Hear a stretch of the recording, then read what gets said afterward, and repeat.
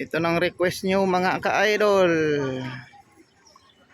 Baka marami akong followers dito banda mga idol. Location mga idol.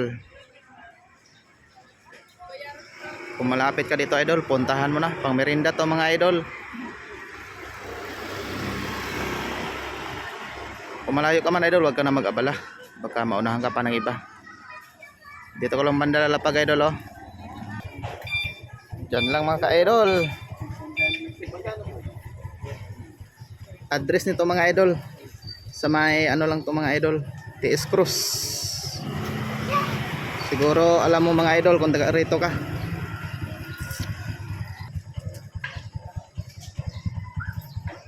Pang merenda. Let's go. Diyan lang nakalagay mga ka-idol. Let's go.